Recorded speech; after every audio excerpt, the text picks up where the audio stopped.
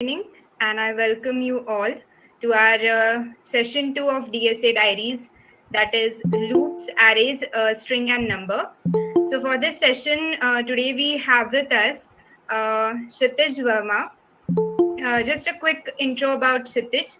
He is upcoming project intern at Samsung Prism.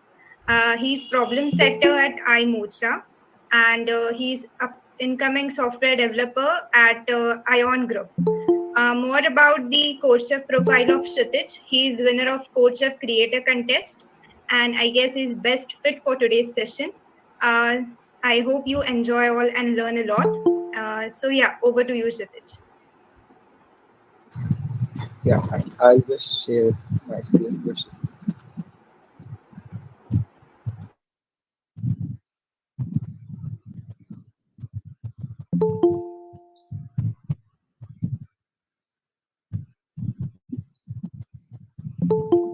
Yeah, I hope it will be visible, right? Yes. Yeah, fine. So today we'll be looking at the topic is like loops, arrays, strings, and the number theory. And okay, before we begin, so to make the like this session quite interactive, I'll just ask you a very informal question right now, okay? And you can like respond to that on text on Google Meet, right? So say if I'll say you that say you are a coder without saying the word coder, you get it right? Without like including the word coder, how would you say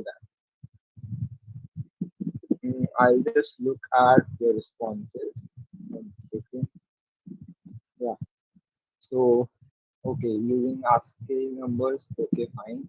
Anything interesting you think? Yeah, copy paste is what I do, right? From geeks or geeks say for CP or Stack Overflow for development, right? And okay, using algo, fine. Anything else? Anyone wants to say? Like it could be like I put semicolon after every line. Yeah, hello world. Yeah, that's a nice way to introduce also, right? Cool.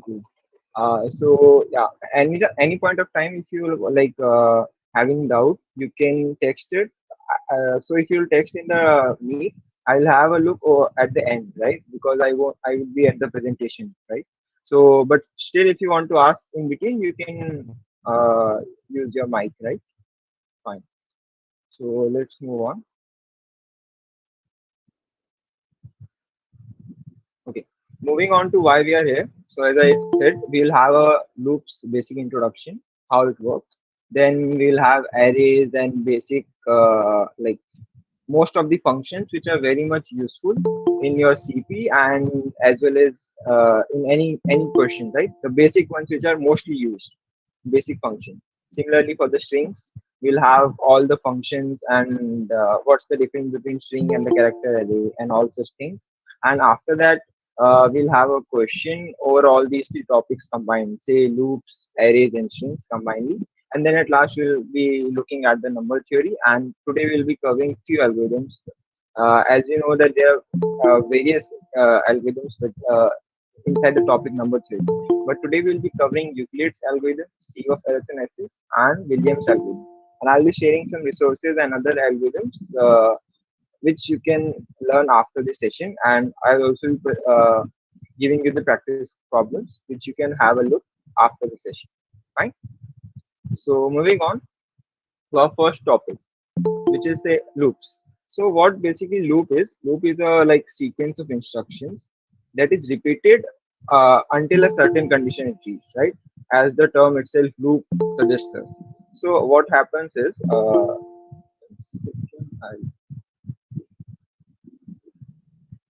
yeah, what sorry, okay, I'll move on. Yeah, so at start, like we'll have a start and we'll have a condition. If it's true, then it will execute the following statements whichever would be there inside it, and if it's not true, it will come out of the loop. So that's the basic like idea of the loops. Moving on to the types of loop, we have for loop, while loop, and the third category which we have is do while loop. So since most of you I think would be basics since you're starting with this topic, So I'll be presenting out all the layouts of the code in C++ language, but similarly it can be done in any other programming language which you prefer. So for loop is just simply a for and then initializing it with say int of I, or it could be anything, any other type of data, right? And then say from this is the starting initial condition, and this 10 is the like ending condition, like till 10 we want to have like execute the following statements. And what would be the step with which it would be incrementing is I plus plus, that is one by one, one two three, then up till 10. So it will print out what this program will do. It will print out hello world 10 times, right? Similarly, if you want to do that using a while loop, we'll have say like here we have initialized it with int I equals 1, and then till I is less than 11, or we can also do it like till I is less than equal to 10. Both are same, right? And similarly this piece of code would also print out 10 lines of hello world code. So these both are basically like similar, and I don't think like you guys might have any other doubt in this topic, and if you have you can ask me, right?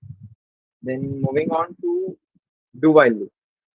So what's the difference between do while and while loop is, in do while it firstly executes the given statement, right? Then it checks the condition. So even if the condition is false, it will execute one time at least. Say if I here we have initialized it as int I equals 1, right? And if my while condition is I is less than 0, right?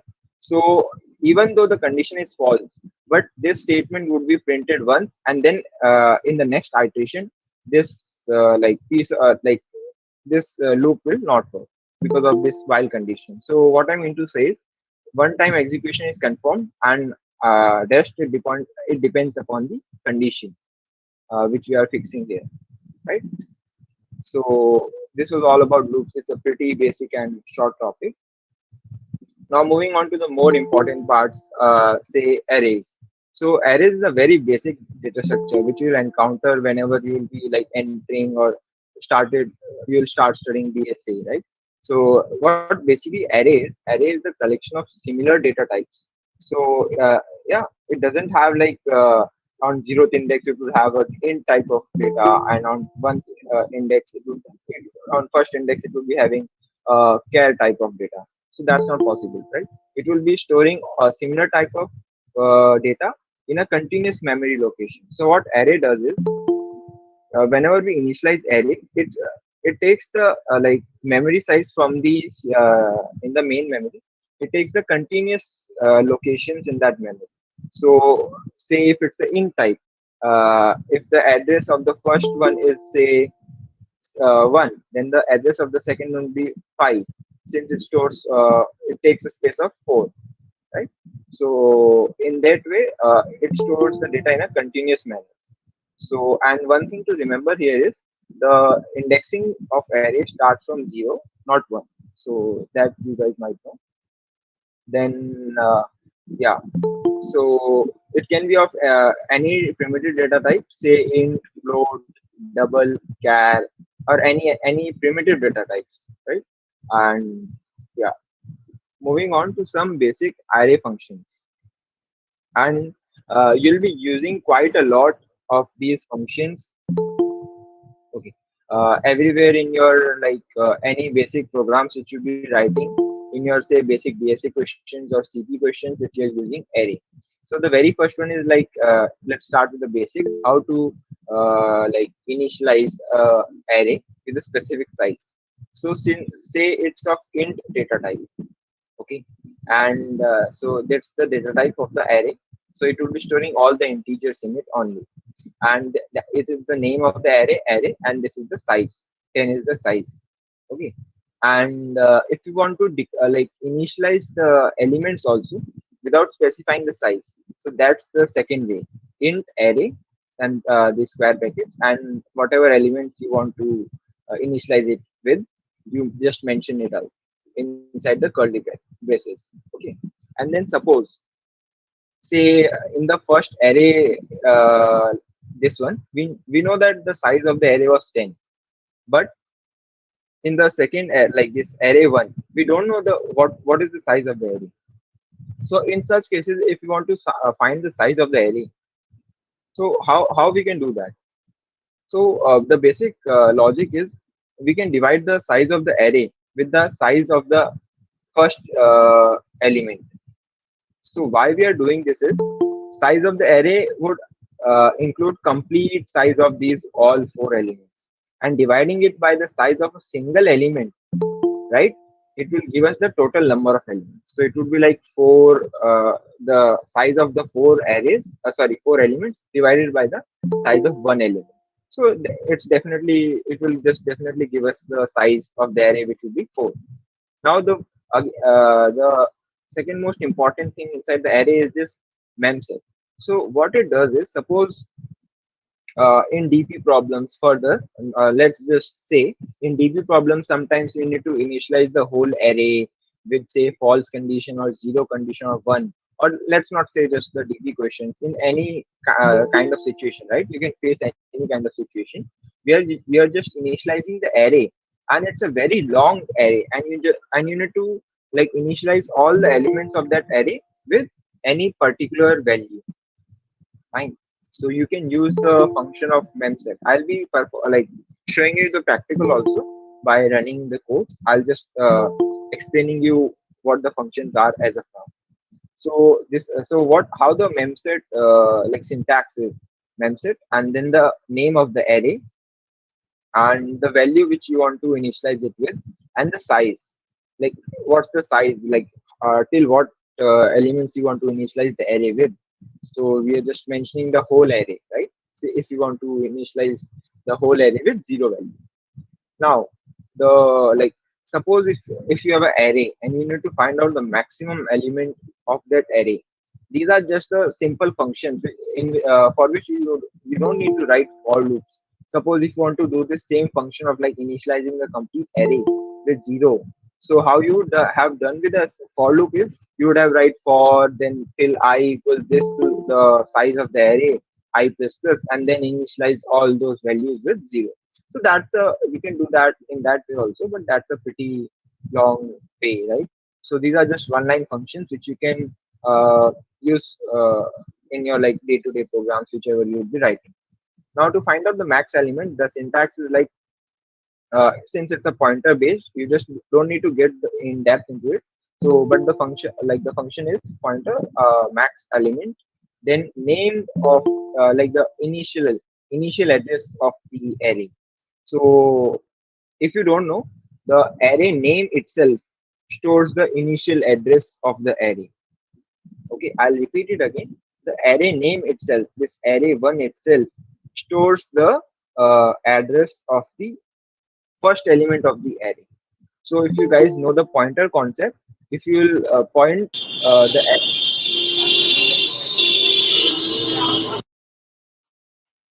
okay, there was some disturbance. Okay, I'll continue. So if you have say pointer, where if you know the if you guys know the concept of pointer, if you don't know, we'll be discussing it later. But if you guys know, if you will point array one, you will be getting the first element of the array. So that's why array one is the initial address. Okay, just a second.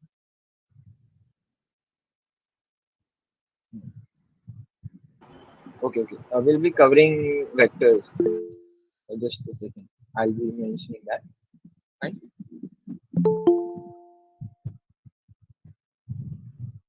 We'll just touch the vector because it's not the like discussed topic for today.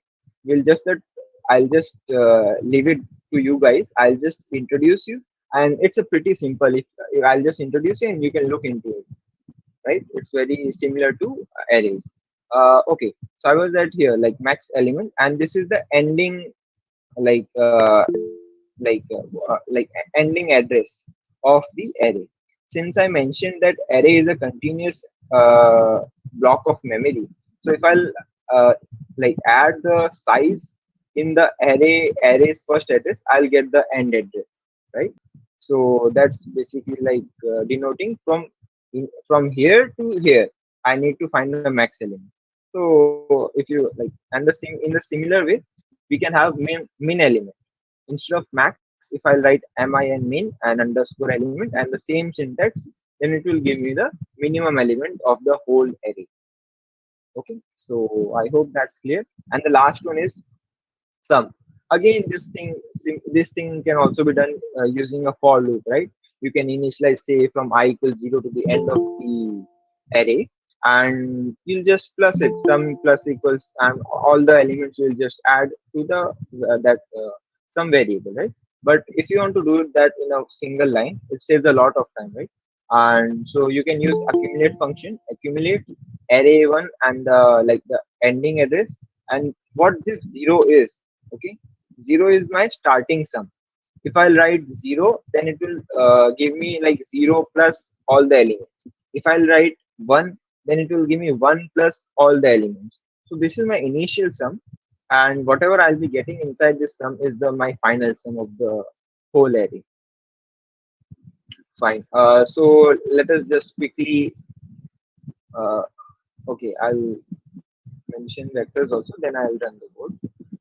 Yeah. So what basically vectors are? So here you can see I'm like statically means like by myself I'm like giving the size also of the array, that these many elements should be there inside my array.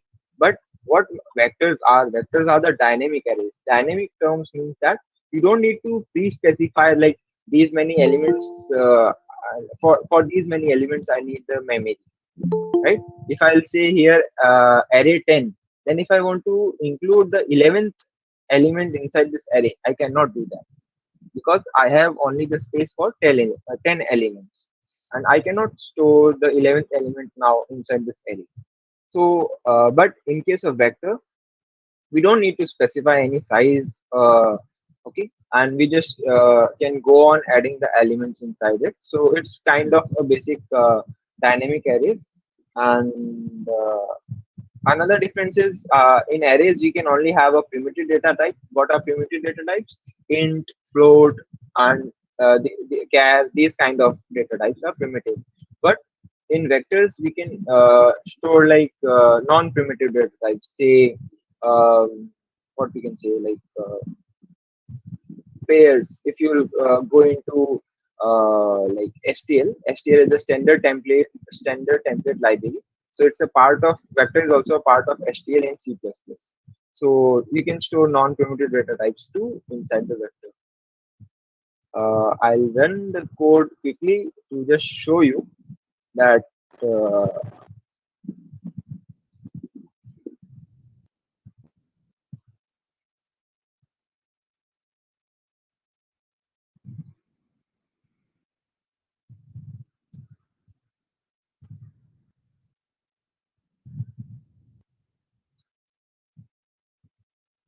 right.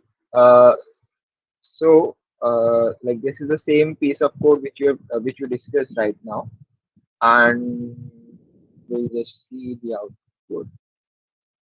Or maybe I should run my offline compiler.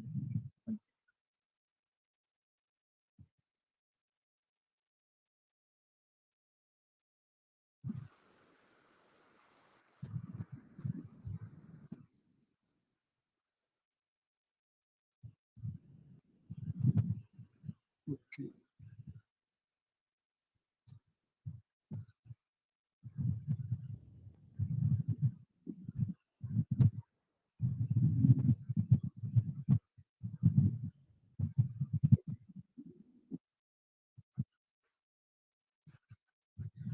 Yeah, yeah.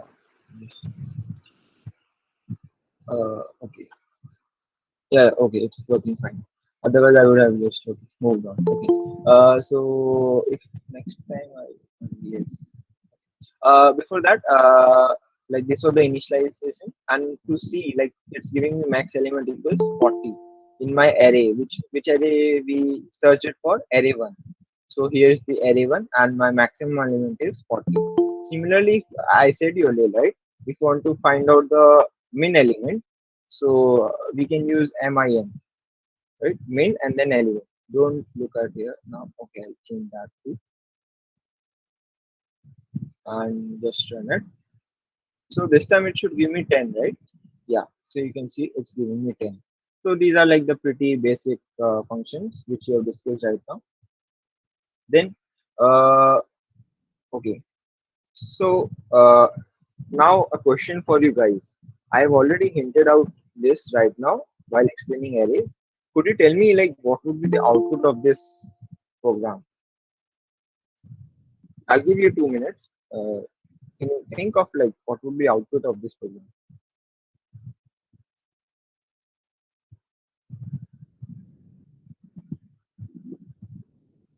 Okay, just a second. What I'll do is,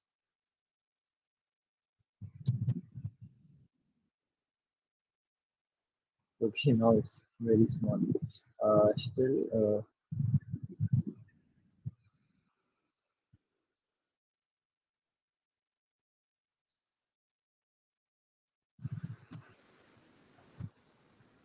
okay. So I, I, I hope that you guys might be able to see this code. Okay, not okay. Okay, okay. I'll go to full screen and then afterwards I will recite the I will answer. look Like at the if someone comments. writes in chat books, I will recite answer for you. Oh, okay, okay, fine. Yep.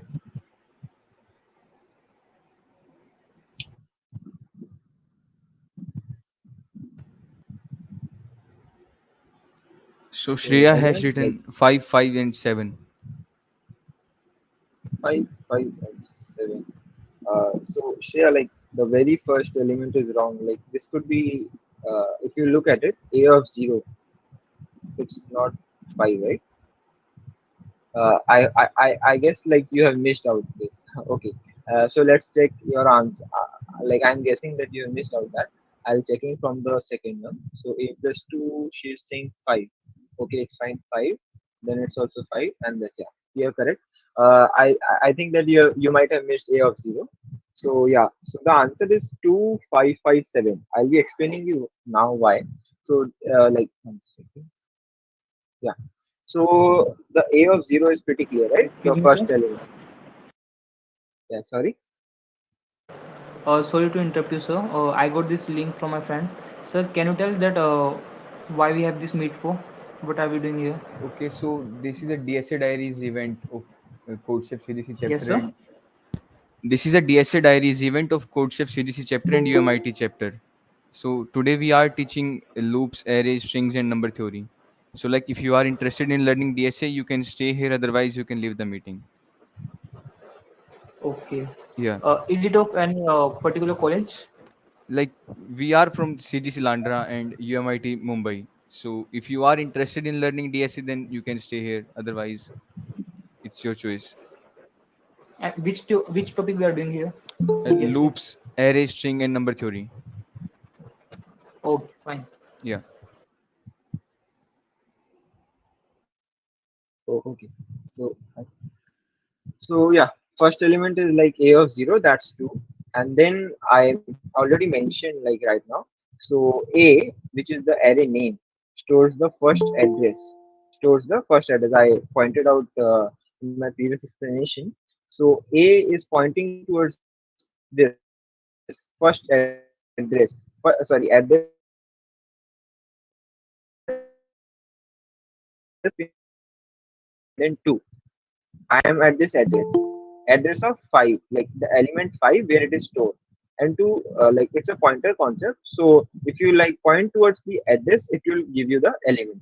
So I'm pointing to this address, so it will give me the element 5. Similarly, a plus 2 and 2 plus a are same, so it gives me again 5. And also one more thing, in arrays concept, 4 of this a and a of 4 are both same. So that's one new thing for Here you guys. Okay.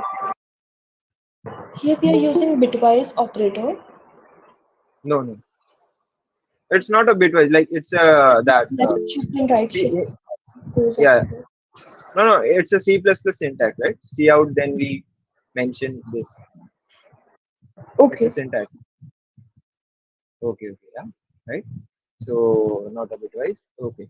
Uh, yeah. So 4 of A and A of 4 are both the same thing.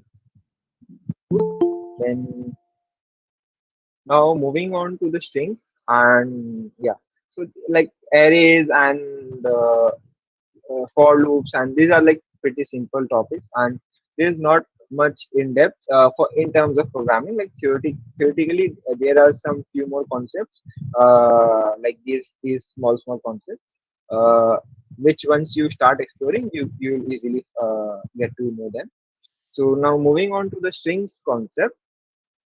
So what basically string is, like string stores the characters as a sequence of bytes, right?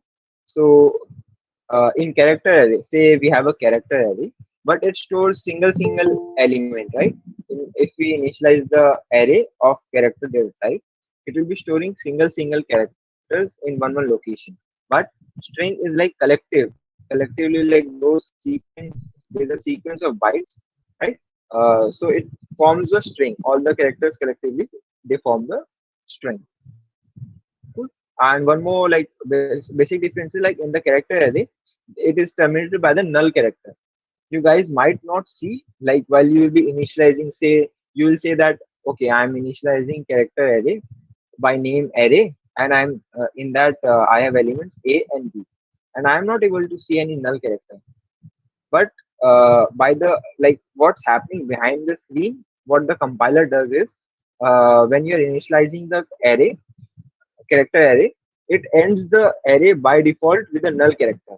Now, what the null character is, if I can type out here, okay, you guys might know, might some of you might know, some of you might not know. So, what they are like null character is backslash zero.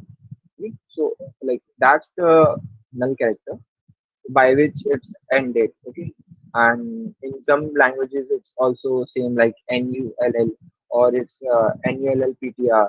Okay, it depends on the language. Okay, now moving on to some important operations and Excuse me, sir. functions of the string. Yeah, sorry. Okay. Oh, fine. So say like this is how in similarly Sir, of can you string repeat to get. last question again? Okay, I'll repeat. Which point you want to like this null Sir, null last character one? question. Last question. Yes, sir. This one. Okay. Yes.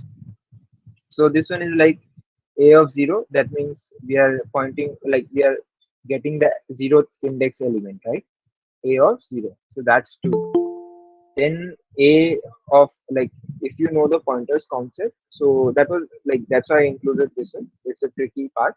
So as I mentioned, what you need to keep in mind is the array name.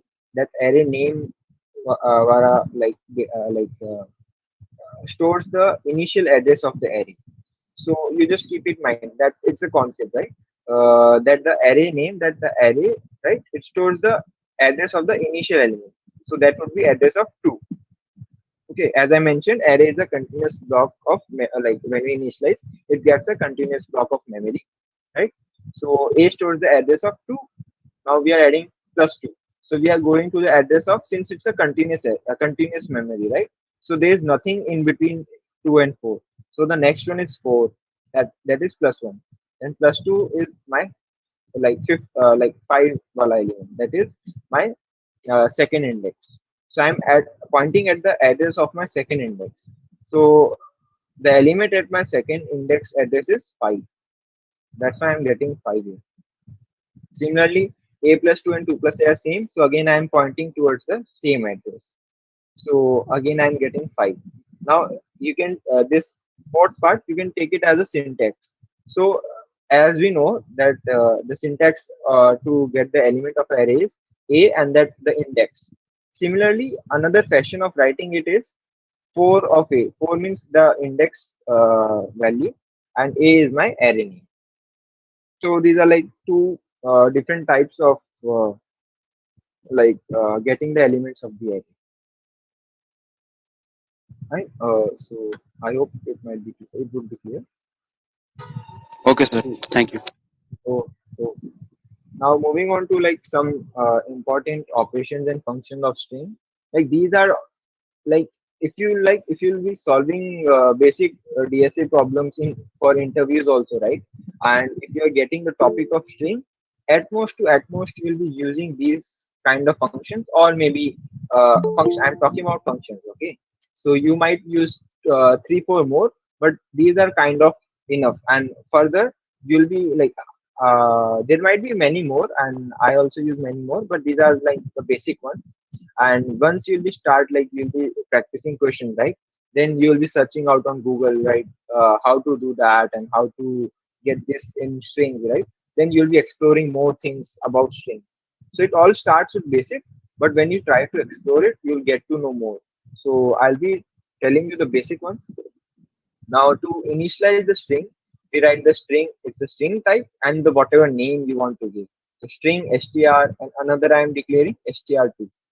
So these are just simple initialization of the by the data type string. Now string str3. Again, I am now initializing it with a string. Okay. So equals hey. So one thing to remember is string are initialized with double quotes, not with a single quote. With single quotes, characters are initialized. Okay. We store characters with the single quotes, and with double quotes we have string. So that's one thing to keep in mind. Now, get line. What's the difference between get line and cin? If you guys know C++, if you might have used C++, then cin is used to take the input, right, from the user. So if I'll do cin str2 in str2 and get line str, what the difference is? It's better to show you, I think, with program.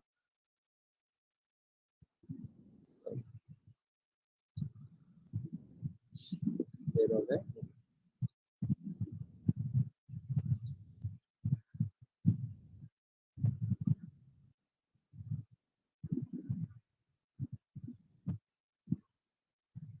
Okay, so I'm running it, so you will see. One second. So first of all, you can see I'm taking input from a user. One way of taking input is a get line. So I'll mention you the difference later. I'm just right now giving the input.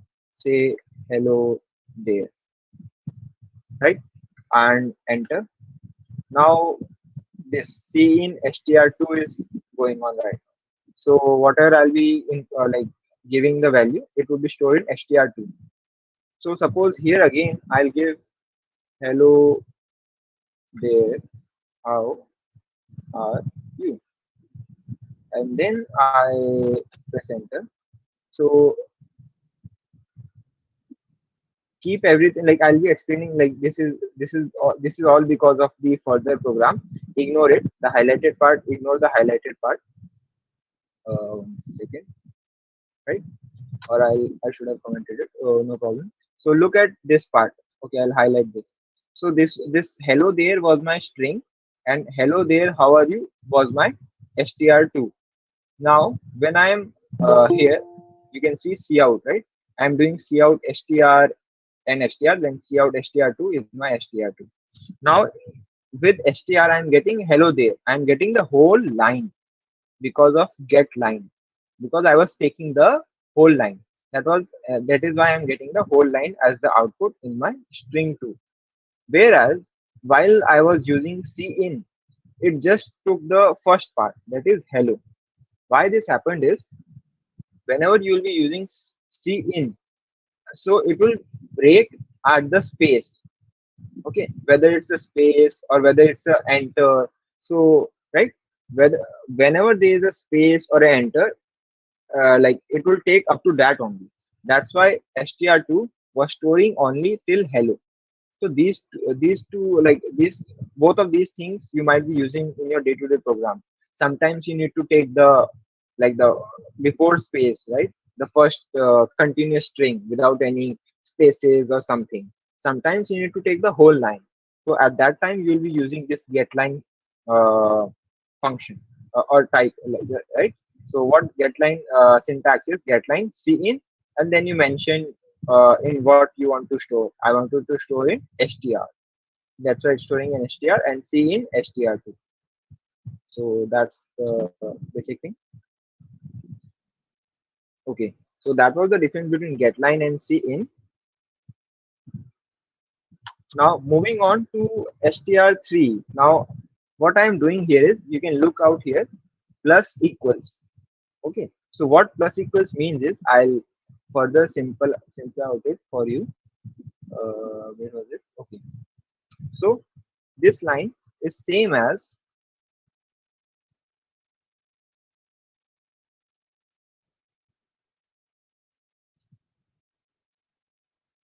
okay, so str3 equals str3 plus how are you. What it means is, I am concatenating it. What concatenating means is, I am adding this part of this string with my already existing str3. So whatever in str3 would be stored, I am adding this string after it. Okay, so as you guys can see here also in the output, this line, my str3 becomes, earlier it was, you can see here on the 7th line, I'm highlighting here also. Earlier it was string str3 was hey. After adding how are you, it became hey how are you. Okay, now as you guys might also see, uh, here only hey how are you was there without question mark. But if you want to add a single element, right, you can, instead of using concatenation, you can also use pushback. That's another method. The name of the string, then dot, pushback, and whatever, uh, it's for a single element, okay, not for this whole string. If you want to add whole string, you need to use this concatenation. So that's why my, like the str3 became hey how are you with a question mark. Now if I do str3 dot popback, you can see I'm highlighting it in line 20. So popback means it will delete the last single element from the end of my string. So it deleted my question mark. So now my string 3 became, I'm highlighting in the output here, without question mark, hey how are you. Now one more function is, whenever you'll be like solving programs at some given point of time, there might be a case that you want to uh, make the string into int data type, or make the make the int data type to string data type. You want to do these type of conversions. So say right now I am having str, in my str4 I am storing 1234. Okay, it's a string, not a number.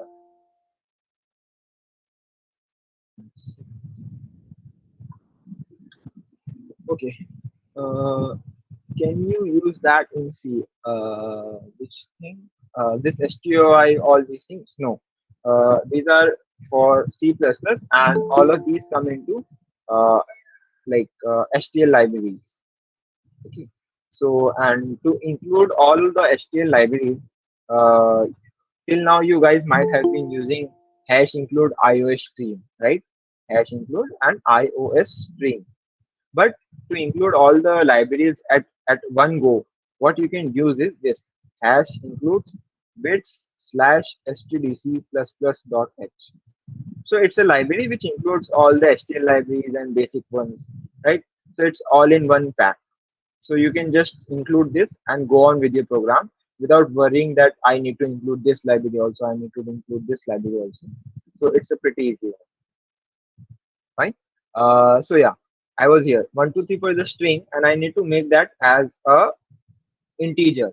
Why? Because I might have to perform some integer operation in it. Say I need to multiply it with 2, like I'm doing here. So what the syntax is stoi. What it stands for is string to input. So string to input str4, and then I'm multiplying it with 2. So what my number would now become is multiplied by 2. So that would be 2468. That's why I'm getting the output. Num is 2468. Now,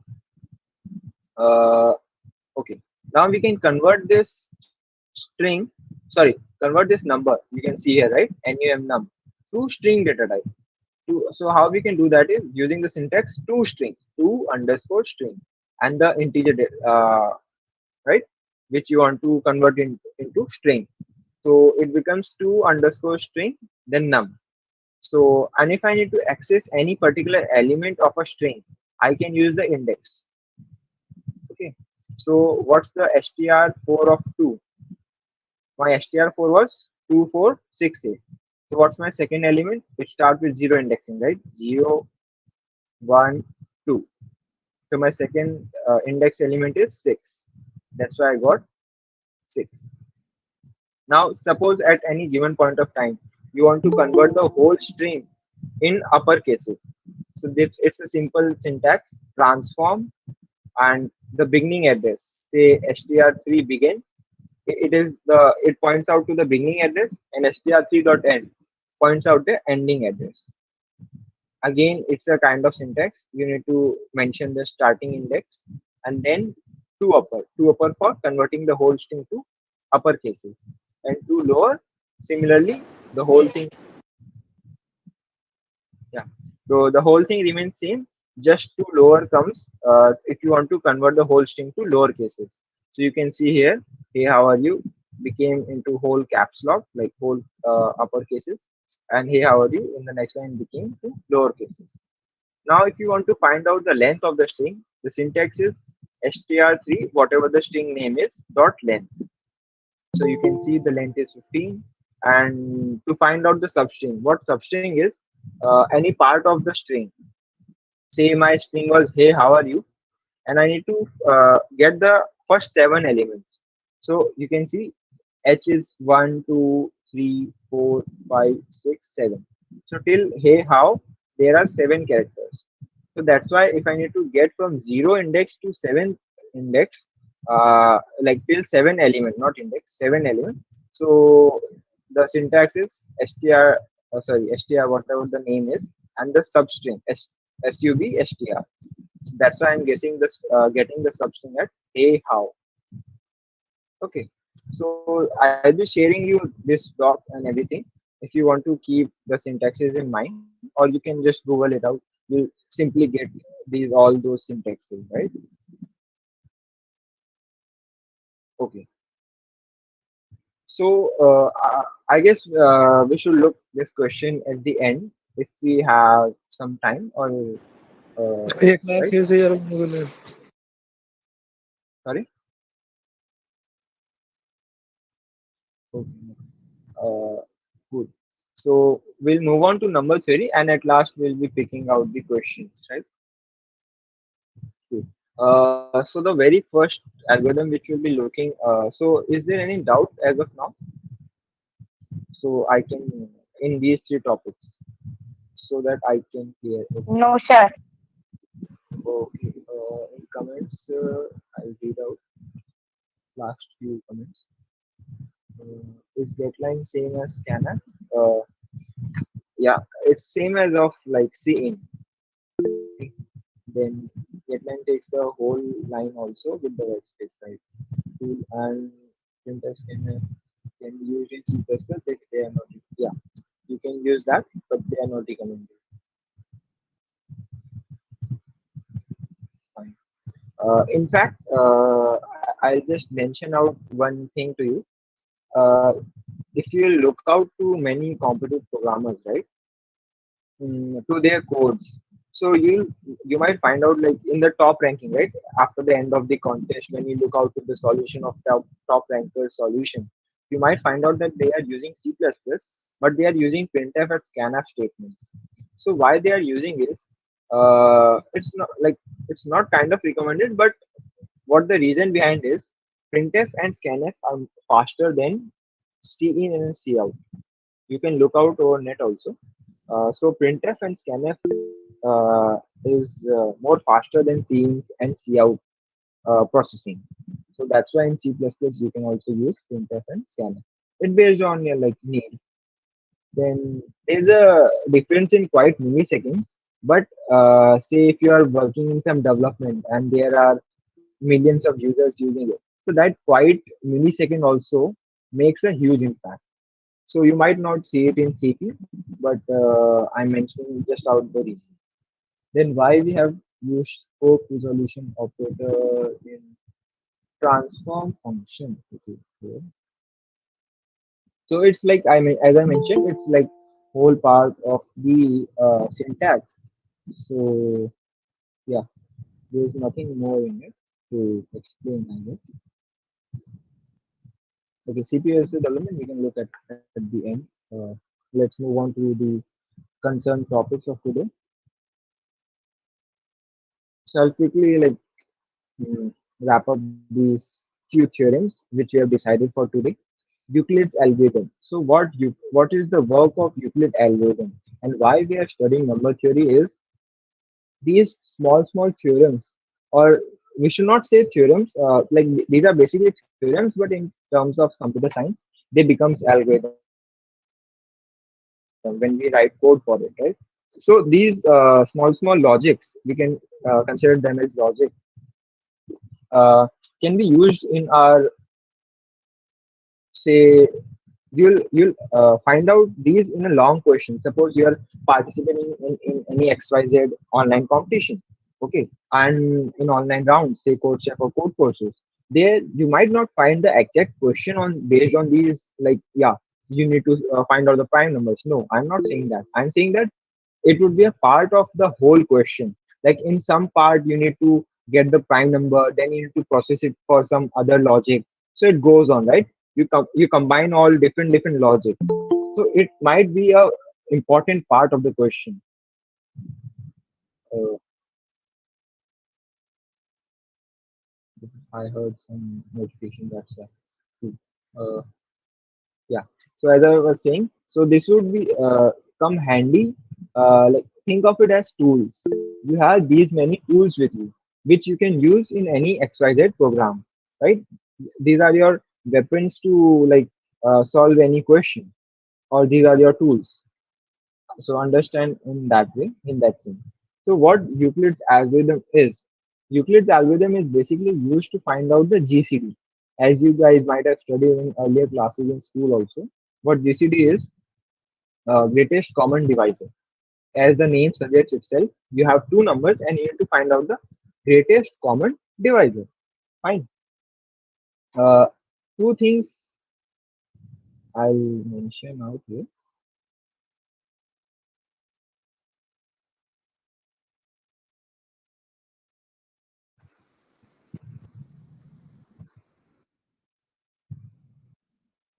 Yeah, HCF basically. Fine. So as I'm mentioning, GCD. So what GCD is? Let's start with brute force approach. Okay.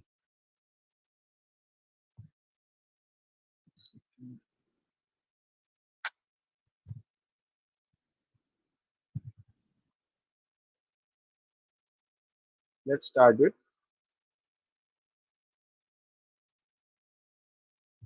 brute force. Okay. So suppose you need to find out the GCD of 10 and 20. Okay. Ignore my handwriting because on the whiteboard. Okay. So you need to find out the GCD of 10 and 20. That is greatest common divisor. So as we know that we need to just check out till 10. Whatever the minimum number is, we need to check out till that. Why? Because at most to at most that would be the maximum common divisor, right?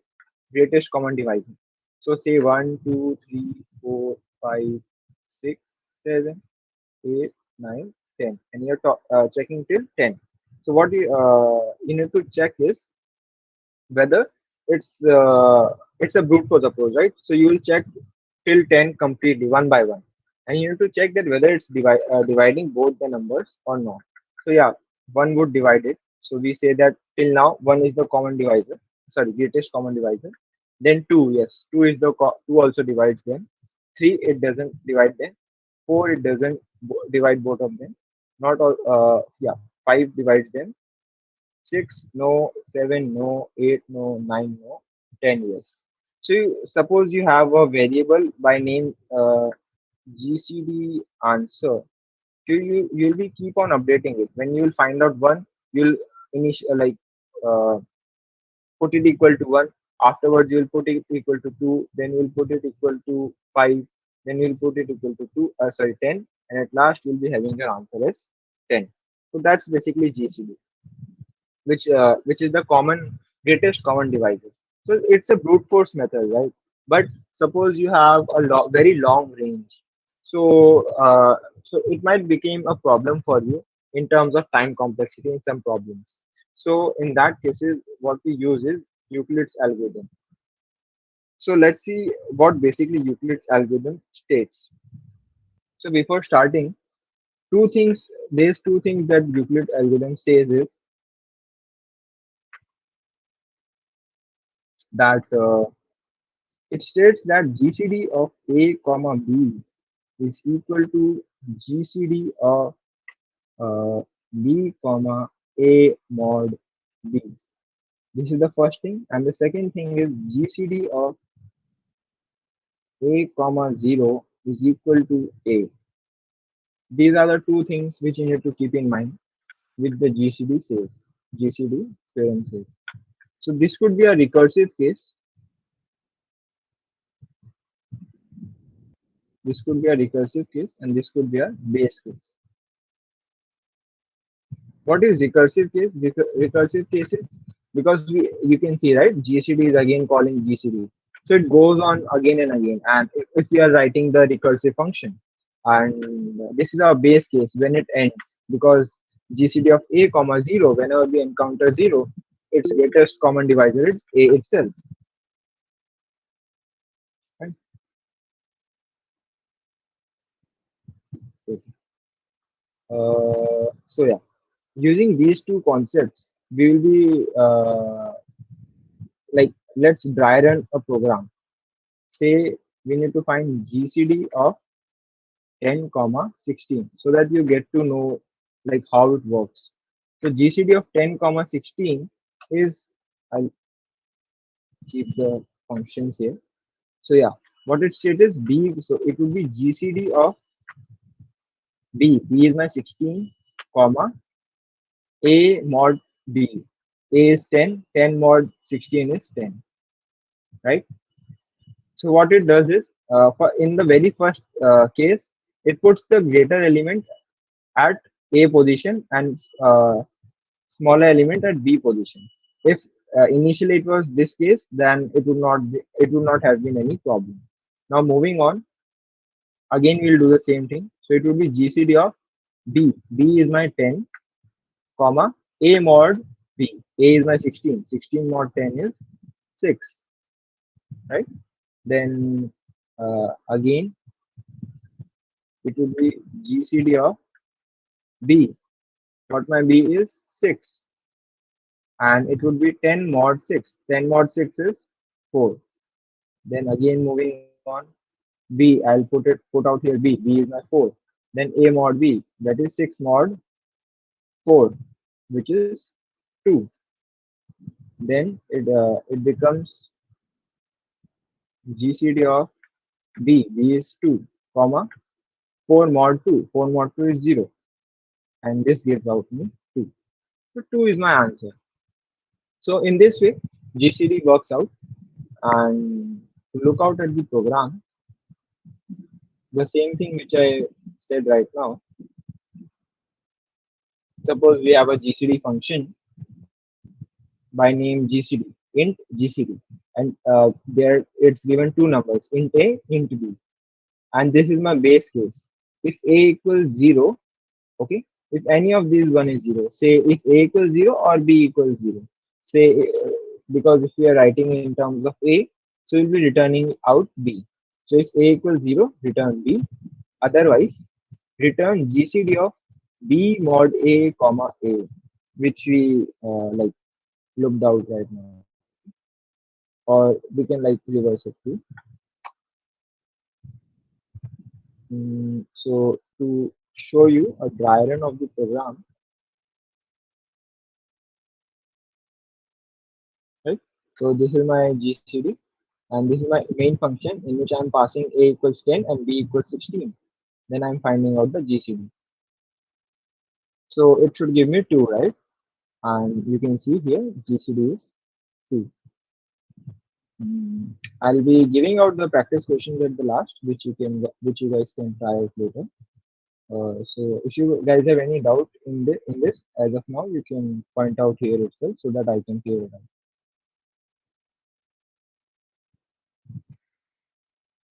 Okay, voice is coming low. I'll increase it. Okay, it's fine. No problem. Okay, moving on. Let's quickly. Wilson's is a very short one. We'll have a look at first of all sieve of arithmesis. So before moving on to sieve of arithmesis algorithm, I'll tell you like what basically it is.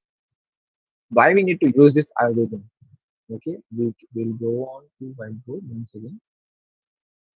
Yeah. So now this primacy method, or we can call it as primacy method, is used to find out whether the given, suppose in any question, you need to find out whether that given number is a prime or not. So the very basic method which we can do is, first of all, let's discuss right, brute force approach, right?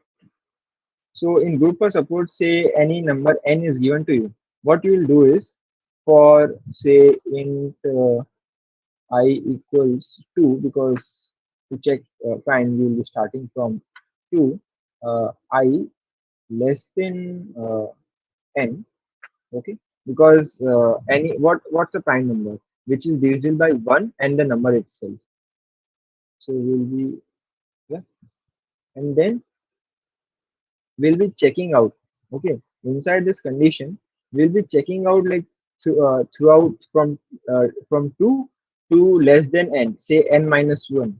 We'll be checking out whether my this given number n mod I is equal 0. If it's equal 0, that means it is divisible by that I. That means it is not prime, right? And if it doesn't happen throughout the loop, that means the number is prime. So that's the basic like brute. We'll look into the code later, like the same thing which I said. We'll write it out in code.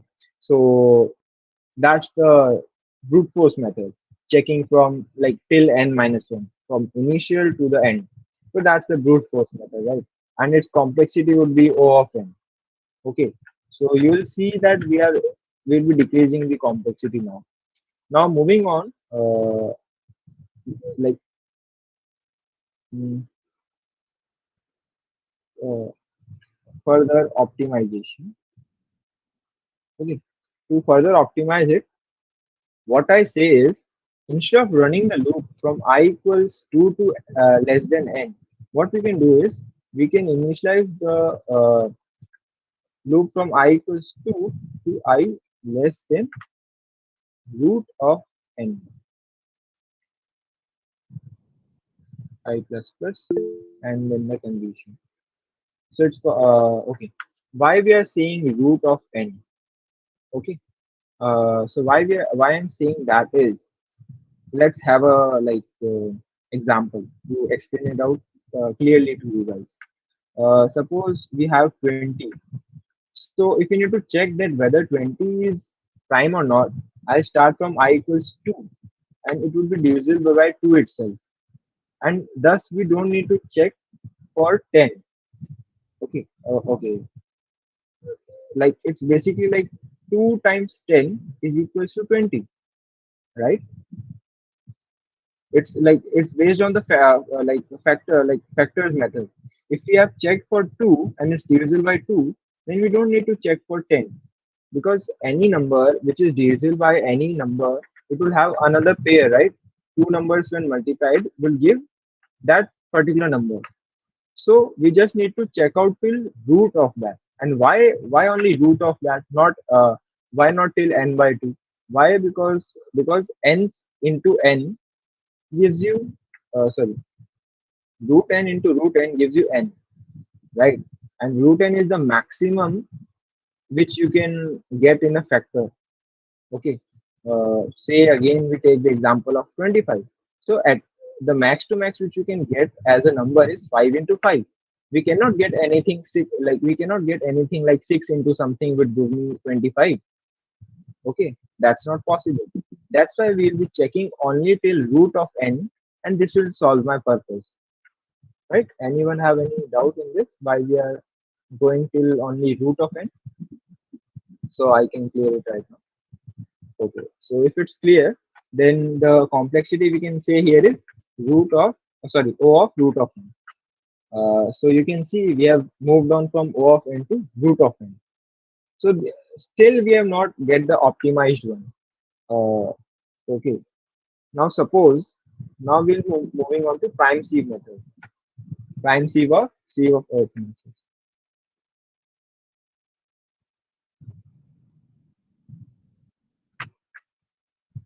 Fine. So when we use prime sieve method, when do we need to use the prime sieve method? Suppose we are asked to find out the prime numbers in a given range. Suppose my n is equal to 20 and I need to find from 2 to 20 how sorry, not how,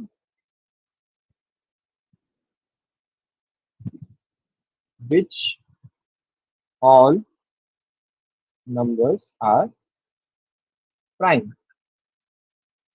Then we use this prime sieve method. So one thing which you can do is you can check for all the numbers one by one. Say I'll go to number 2 and I'll check using the above condition of root of n. Right? That loop, I'll run the loop for all the numbers to check whether it's a prime or not. I'll check for 2, then I'll check for 3, then I'll check for 4, 5, 6, and it goes on till 20. So that's, you can see, right, that it's a pretty complex method. It will have a it would like it's not an optimized one. So that's why in this case we use prime sieve method. What prime sieve method is, first of all we'll create an array for say for the all numbers. Okay, 1 2, not for 1 because 1 is we don't consider in the prime, right? 2 3 4 5 6 7 8 10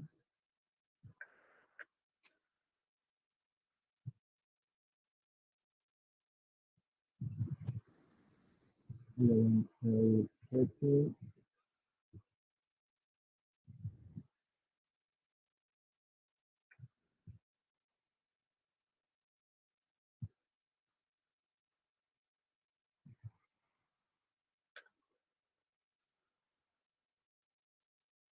Fine. Yeah. So now what we'll do is our loop would be from for int of I equals to, say I would be less than equal to, okay, less than equal. In the above case also I might have missed out. It would be till I equal less than equal to. Okay. Moving on. Till I less than equal to n and I plus plus. So we'll be checking out and what inside what we'll be doing is I'll cross out all the multiples of 2. So I'll cross out, I'll take another color. I'll cross out 4, 6, 8, 10, 12, 14, 16, 18, 20.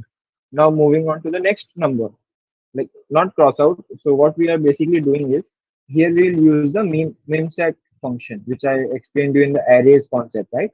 So I'll using memset, I'll make whole array as true. True, true, true, true, true, true, true. I'll make whole as true. And when I'm crossing out it means I'll make them as false. False, false, false. False means that they are not prime.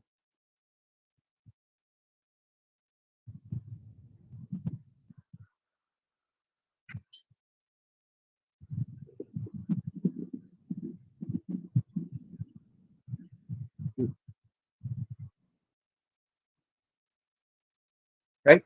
So we'll cross out all the multiples of 2 except 2, right? Except 2, we'll cross out all the multiples of 2. Then moving on to 3, we'll cross out all the multiples of 3. So 3 to the 6, 3 to the 9. Okay. Then 12 is already crossed out. Then 15 cross out. Then 18 already crossed out. Like this. Moving on to 4, it's crossed out, so we'll not worry about its multiple further. Then 5, it's 5, 10, 15, 20 are crossed out. Then 7, 14 is crossed out. So at last you can look out that we are only left with prime numbers. So if I can point out here, 2, 3, 5, 7, 11, 19. You can see that these are my prime numbers. So at last I have got the prime numbers. So to sum it up, what I was doing is I have made the whole array of numbers as true initially. Then I'll if my that element is true, I'll make its multiple, all the multiples till that n. Okay, I'll make it as false, all the multiples, and at last, whichever true would be left, right? Whichever would be non-crossed out, or whichever are the true ones left, are my prime numbers. So let's look at the code for this logic.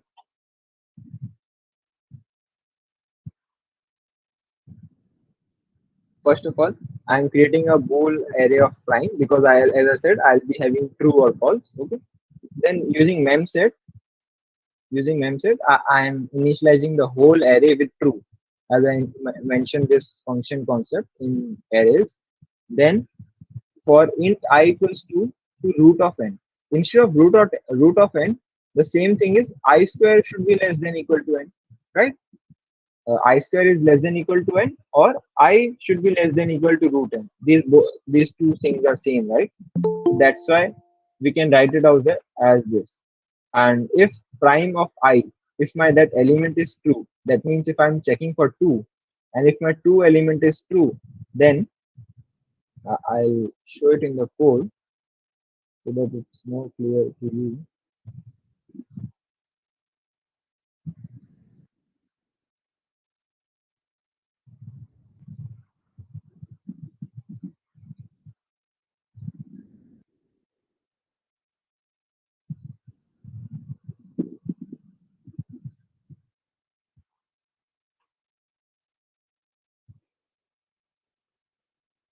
Okay. So now for int I equals 2, say we are going till I square is less than n. And if my prime of I is 2, then from multiple of 2, right? 2 into I till that till less than n, and j is plus I. What here we mean, what I mean is 2, we'll first go to 2 twos are, right?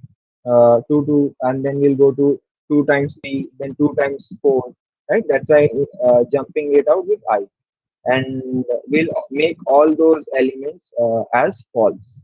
So at last, we'll just print out the true ones. If prime of I is same as if prime of I is equal to true.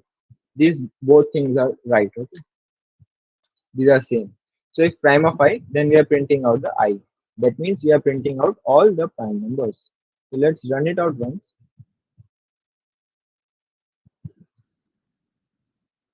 Okay, so we can see here as 2, 3, 5, 7, 11, 13, 17, 19. We got all the prime numbers in the range of 2 to 20. So is there any doubt in this? Anything I need to repeat?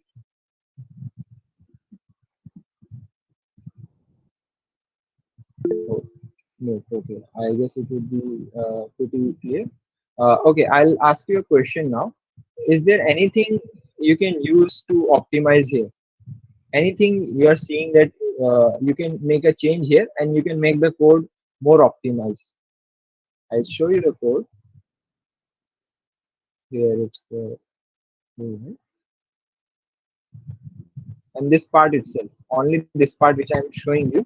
Is there anything in this loop, in this hole, which I have highlighted, which you can do and optimize this code more further?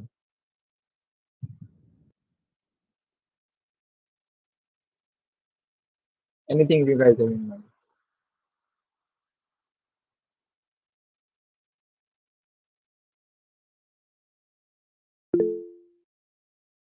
Yeah, someone raised the hand. You can say. Uh,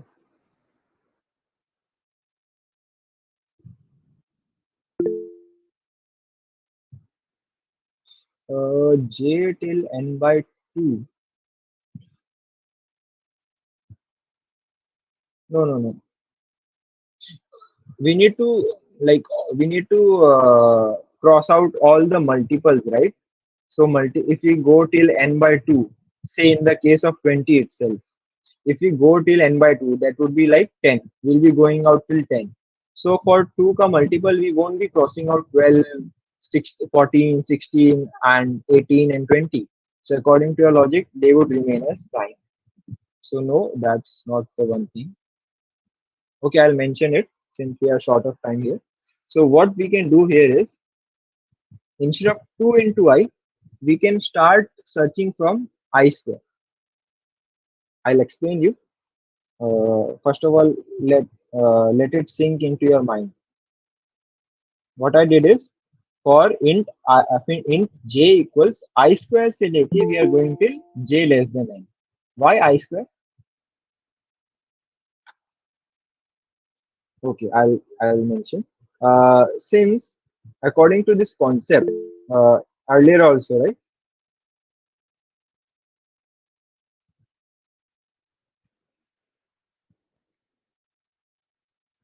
Mm, yeah. Okay. Oh, oh, okay.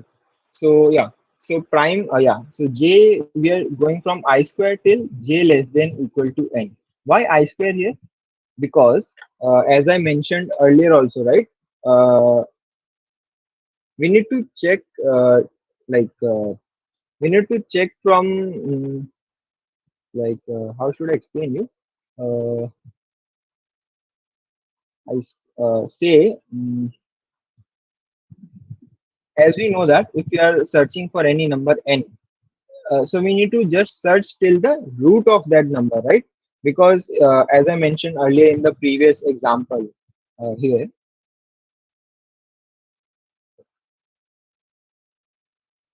yeah. So we need to just check out till root of n, or we can say till I square is less than equal to n. Why? Why? Because before that, say in the let's look at the example itself so that you get a clear idea. Mm, Suppose here I'm saying for I square, right? So I need for 2, I need to check from 4. For 3, I need to check from 9. You can see by the observation. When we cross out the numbers for 2, we crossed out 4, 6, 8, 10, 12, 14, and so on. Now, while checking for 3, we don't need to check for 6 because it's already crossed out by 2. And this would happen for, it's a observation based thinking. So this will happen throughout the array. So that's why for 3, we can start with 9. Not, we don't need to check for 6. Again, in the same case, for 5, we can start from 25, which we don't have here. But it's true, right?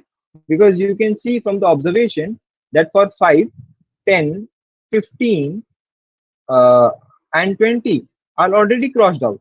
10 is crossed out because of 2, 15 is crossed out because of 3, 20 is crossed out because of 2. So earlier numbers are already taking care of it. So on the based of observation, we can say that we can run the j loop from I square till n. So it's like it will you need to like think again and again to get the hang of it. What I'm saying. If you guys have understood, it's pretty good that you have built the logic that fast. Okay. So yeah. So in this way also we can do. Now moving on. Can anyone tell me the So that complexity? it will cut out the numbers which are Yeah, sorry. squares. Like it will the 2 will cut 4 will be cut, then 9 will be cut. What about the numbers which Yeah, are in yeah. between? In between. Okay, 1 second. For which part you're saying? From this 14 to 15 line. For this one. Yes, sir, I can't What your understand doubt the was? concept. Can you repeat it?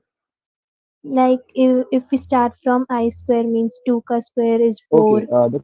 Then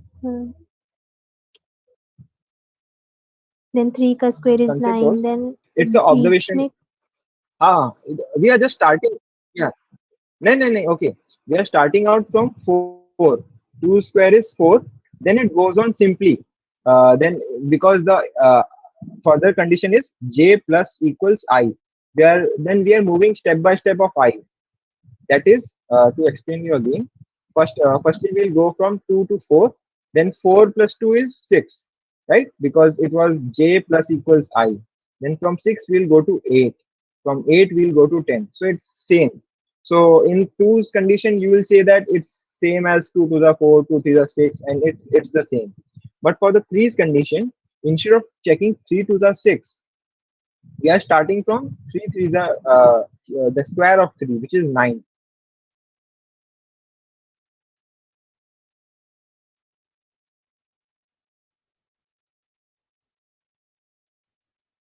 okay.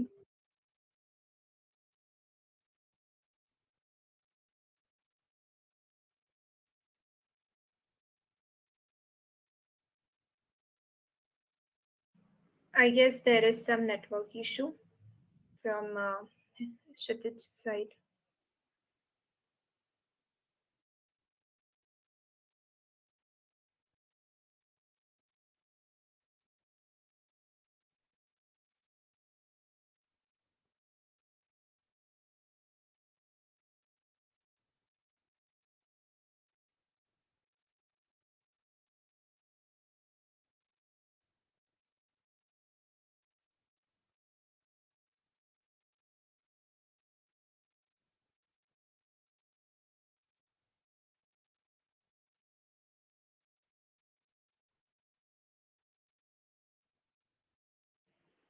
Guys, just wait for a minute. He will be joining soon.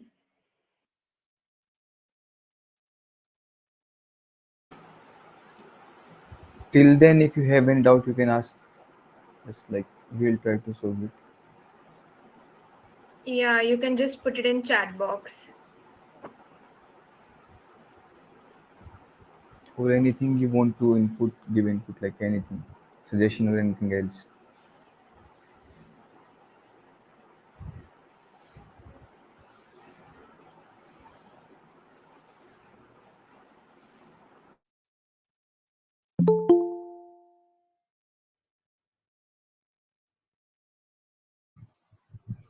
Hi, Kshitiz.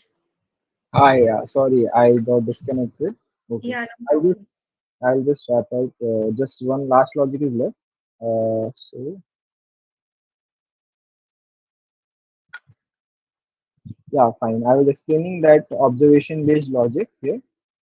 So I hope that was clear. So it was like based on the observation that we can directly start searching from square terms instead of checking out from twice or such numbers. So that's the thing. So can any of one of you like tell me like only two things are left after this 5 minutes of work is left. So can any one of you tell me like what will be the complexity of this code which you discussed right now?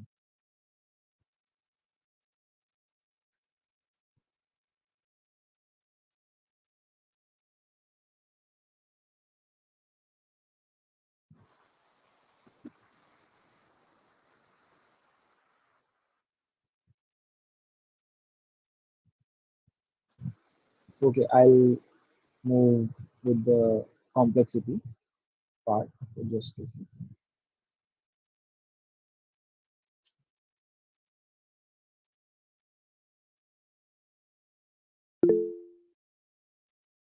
Okay. So its complexity would be n log n. So I guess that you guys might not have studied complexity topic.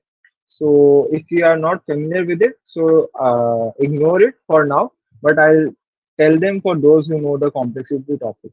So in pretty terms, in simple terms, we first of all we're checking for n with 2's multiples. So we are going to we're checking for n by 2 terms, right? Because we are only checking out for 2, 4, 6, 8, 20, 8, 10, 12, and so on. We are leaving out all the other elements. Similarly for n by 3, for 3. Then similarly for n by 5, and it goes on, n by 5 and n by 7, n by 7 plus plus plus, because we are only checking out for the prime numbers and divided by n. So if we take out n, it would be 1 by 2 plus 1 by 3. Yeah, I know that it would be going above your heads as of now if you have not studied the time complexity topic. So it would be n, and this sums out to be log n. When you solve this mathematical expression, it's still 1 by n, right? So just to keep in mind, you can have like, yeah, big O of n log n. I just told you the in short like how we got out to that. Now just the last topic, Wilson's algorithm. It's a pretty small topic. I'll cover it out in 5 minutes. So why do we use Wilson's like what Wilson's algorithm is, or what Wilson theorem is? Suppose what Wilson's theorem states is, suppose you have a natural number, that any natural number which is greater than equal to 1, right, is a prime number if and only if that number is prime only if and only if p minus 1 ka factorial is equivalent to minus 1 mod p. This is one equation. Or the equation is same as uh, p minus 1's factorial is equivalent to p minus 1's mod p.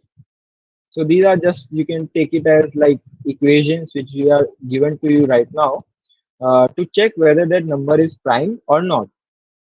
Say in the case of p equals 7, if p is 7, we need to check that whether p7 is a prime number or not. So p minus 1 factorial. What's p minus 1 factorial? P minus 1 is 6. 6 factorial is 620. Sorry, 720. And 720 mod p. I'll explain here.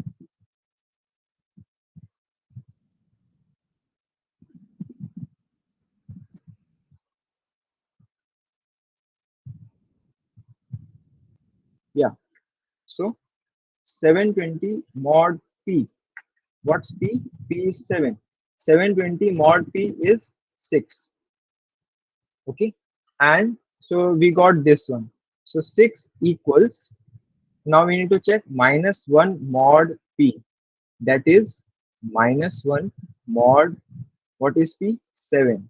And if you know how to solve this, what's minus 1 mod 7? It's 6. So we are getting 6 equals 6. That means it's true. This implies 7 is prime. Okay. So basically, it's not used for like checking whether it's prime or not, but keep this algorithm in mind. And now I'll be telling you where we can use it, where Wilson algorithm is used. Suppose there is a problem given to you where you need to compute the factorial modulo of the factorial number. You need to find the modulo of a factorial number, which is a prime, and that modulo number is given to you is prime. So it suits the condition here, right? So at that place you can use this Wilson's algorithm. Why we need to use Wilson's algorithm is, suppose for example you need to find 25 factorial mod 29. So you will say to me that I will find out the 25 factorial and then simply do mod. Why I need to use this algorithm? The reason is the 25 factorial is a huge number. If you calculate it also, right, in the scientific calculator or so, it's a very huge number, and it's out of this. It will come out of the time complexity in your programs. So that's why you can try it out. Okay. So 25 factorial is a huge number, and then you'll do the mod of that. So it's a very complex method. Instead of that, you can use Wilson's algorithm. How and why Wilson's algorithm? Again, let me tell you quickly in 1 minute. If you guys have know the, like, in 11th or 12th, you might have studied that, for example, 25 factorial is same as 28 factorial minus 28 into 27 into 26, right? 25 factorial is same as 28 factorial minus this. And why we are having 28? Because 29 is a prime, and according to the Wilson's, we were checking p minus 1 ka factorial, right? So we are making it into Wilson's algorithm's theorem. Okay, Wilson's algorithm. So that's why 28 factorial minus this is same as 25 factorial. And now if we need to find out 25 factorial ka mod p, so we can do the same here in this whole situation, right? Mod p, it goes out here. And since we already know that 28 factorial mod p, what's that? We already got from the Wilson's theorem, it's minus 1 mod p, right? So we have solved out the huge part, 28 factorials mod. We have just solved out in a one line instead of computing the whole factorial. And for the rest part, as it's given here, it would be minus 1 inverse of 28 mod 20, that 29 inverse of 27 mod 29 from here, right? 26 inverse of 26 mod 29. So these are simple problems, and this whole huge chunk of problem, which was 28 mod factorial, we have solved out in a single line. So that's why we use Wilson's algorithm. Now we are pretty much covered for the today's topic. I'll just show you the practice questions which you can uh, do by yourself. They are pretty basic ones. If you understood the session of today, you'll be easily able to do them. So I'll share out the this presentation's link, and you can have a look at these four problems. First one is based on that GCD. Second one is based on prime sieve. Third one is also based on prime sieve, and the fourth one is based on Wilson's algorithm. These are pretty basic ones. First one is basic. Second one is basic. Third one you can use your mind a little bit, and fourth one is also kind of that. Now you can have a look by yourselves some common errors and mistakes. And these are some resources which I mentioned apart from the topic. If you want to learn any other topic, say in DSA or such, so these are all pretty tracks given by CodeShift. And one more thing, this CP algorithm site, I wanted to show you guys.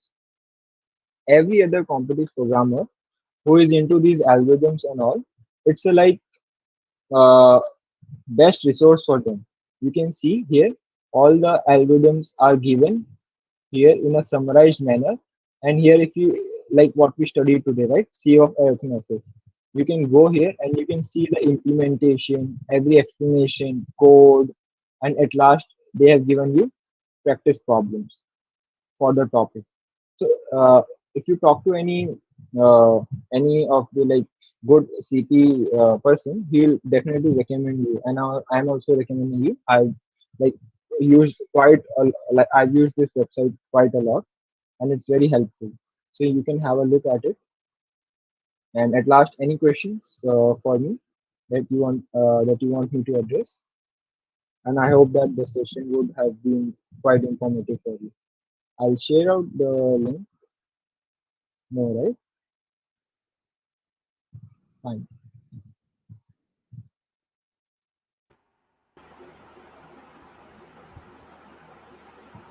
Benu, we will share the link in WhatsApp group and Discord server, so you don't need to worry.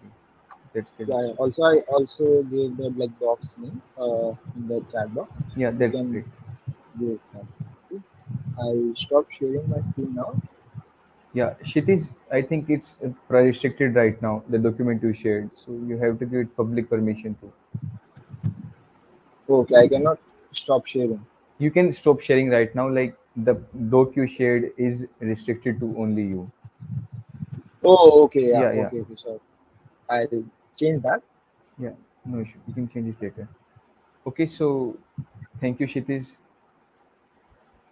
Yeah, thank you guys for like Coach of UMIT and CGC for inviting me for today's session, and I hope that you guys might have learned something new and enjoyed the session. Yeah, that's Yes, it. it was really an informative session. Thank you for the session and thanks for your time and knowledge.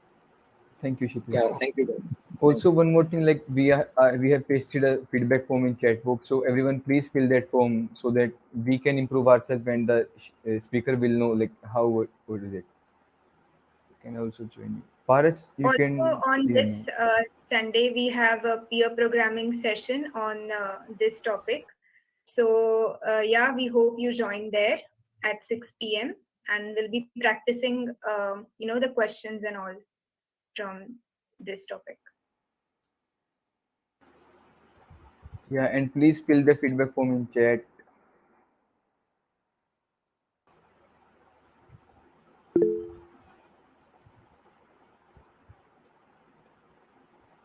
So session is over from our side. Like if you don't have any doubt, you can leave.